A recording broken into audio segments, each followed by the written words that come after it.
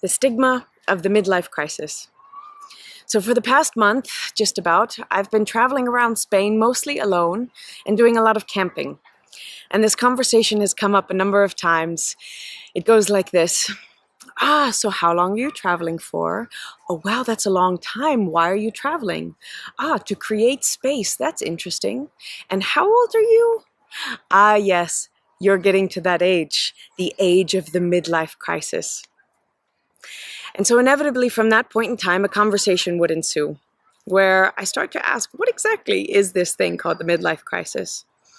And I want to share some thoughts with you on that because I think it's really important to explore, because I think the midlife crisis has gotten a really bad rap.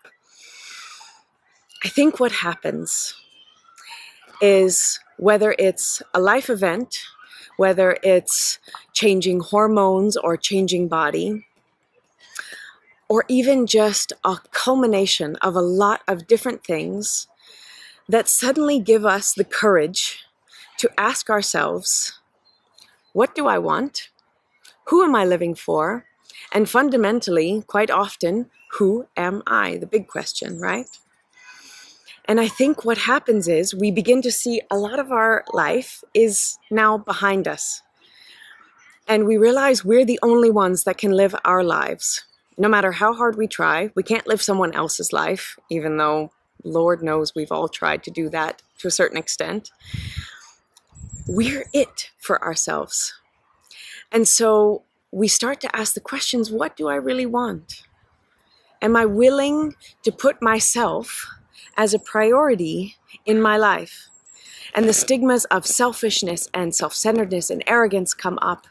But what I'm asking for is a softness with those questions, because it doesn't mean that it's necessary to leave your family and leave everything behind and start a new life. Not necessarily. Sometimes that might be what people do, yes. But the question is, can we realize how much power we have in this process? Can we do life instead of life doing us? Can we take that responsibility on for ourselves? One question that came up was, how worthwhile are you for investing in? We give a lot of value and a lot of worth to other things, to our careers, to money, to family, and those are all wonderful things. But at what point in time will you begin to see how much worth you put into yourself? How much willingness you have to invest in yourself with your time, your energy, your money, and these things, to say, how can I fill my cup up so that I can actually be of even greater service, that I can give more love to my family, that I can bring more energy to the work that I do. So this is the challenge for today. Can we do life? Can we take responsibility for our lives? Can we face this thing? Let's keep calling it the midlife crisis for this.